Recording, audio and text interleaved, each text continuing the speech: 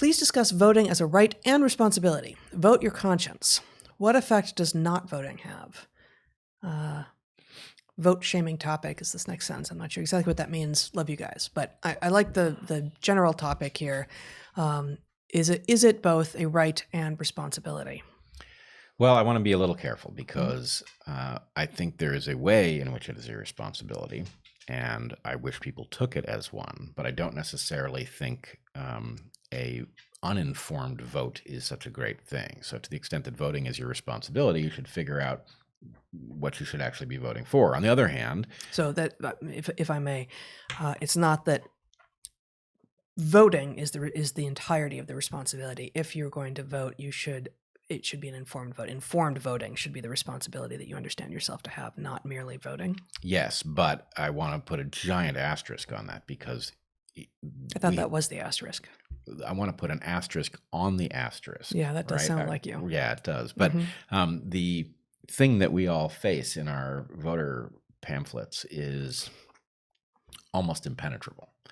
And you can't be informed. And who are these judges? And, so the point is, to the extent that there is this temptation to finger wag at people and say, oh, those uninformed voters, the point is, well, we set them up for failure. We set ourselves up for failure.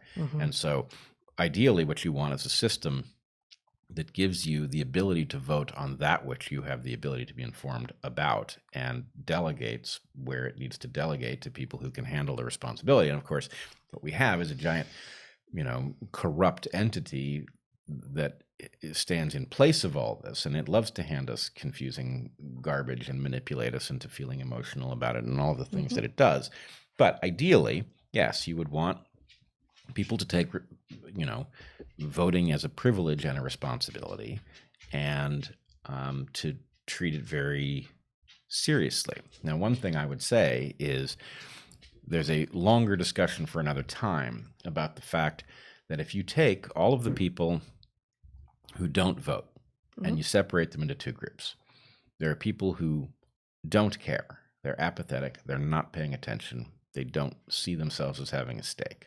Yep. And then you separate them from the people who are frustrated and angry that they never have something that they feel good about voting for. Yep. Right?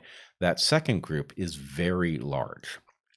And if you compile them with all of the people who do vote for one of the major party candidates, there are enough votes in that group to transform civilization. And the fact that we are told, well, first of all, we're fine with you not voting. Basically, we're going to give you an awful situation and drive you out, and people are going to feel good about not voting because they know that voting is stupid, which in some sense it has become. That this causes a collective failure of imagination that is the difference between us succeeding or continuing to fail in the same way. So at some level, we have to rescue the idea of protest vote from the concept that it is a pointless waste of your power, because in fact, there's a ton of power in voting for things other than the major party candidates if it registers somewhere.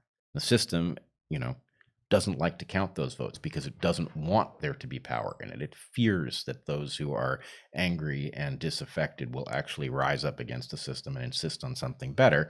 And so what it does is it falsely convinces us that we have no power. The only thing we can do is choose between evils. And if we choose to do anything else, that's because we're naive children who have decided to waste our vote. It's nonsense. It's not a waste of a vote. It's a very powerful thing. Now, personally, I think of myself at the point, what do I know? I've already lost this election. I know that my candidate won't win because my candidate is not running. It's not on the ballot, right? So I've already lost this one. Does that mean there's nothing to be done? No. I'm voting in the next election, right? I'm voting in 2020 in the next election by registering the fact that I don't accept this lesser evil garbage. I don't know what that means. I'm voting in 2020 in the next election. I don't know what that sentence means. It means that by voting against the duopoly, one registers that there is a massive political movement waiting to be spoken to, and that signal is power. It is not power to change things in 2020, but it is power to change things in the future. So if you think about elections, we are basically convinced to think of elections in isolation, right? But it is obviously an iterated game. And if this, if you were to analyze them, if you were an alien coming to Earth to analyze our elections, you wouldn't sit down and think of them as one-off puzzles. You would think of them as iterated. Yep. And that affects the game theory. So think of elections as iterated, and it changes what you ought to do. No, and that's actually part of the lesser of two evils argument, is it assumes that you're always an end game. Yep. It assumes that you're always an end game. If you don't do it now, everything will end. Yep, absolutely. Actually, the next question, the final question from episode 48, is related to that last one. Why does being demanded to vote by celebrities and the media feel like propaganda? I've always had a strange feeling about I voted stickers and comments like, if you don't vote, you can't complain. So I feel like you kind of touched on this, but pick up a little bit more. Well, I would add one thing. I do think you should vote so that it is not ambiguous as to whether you are apathetic or disaffected.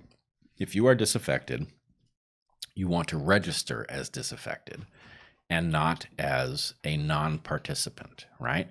And the way to do that is to vote, so it's clear you're willing to spend the effort, and frankly, it's not a huge effort, right? But you want to register as willing to spend the effort and not up for this bullshit, right? That's the powerful move. And so, I do think if you didn't do that, it makes it ambiguous as to whether or not you have a right to complain because you might be apathetic. And if you're apathetic or lazy, then the point is actually it does reduce your right to complain. So I sort of believe it. Now, celebrities, unfortunately, this is just a evolutionary. It is propaganda. It is propaganda, and it's a novelty problem. The fact that because we are exposed to celebrities and we recognize them, it sort of feels like they're people in our little town. Yeah. And they're not. Yeah. Right. So anyway. My good friend, the person I'll never meet, tells me I need to vote. Okay.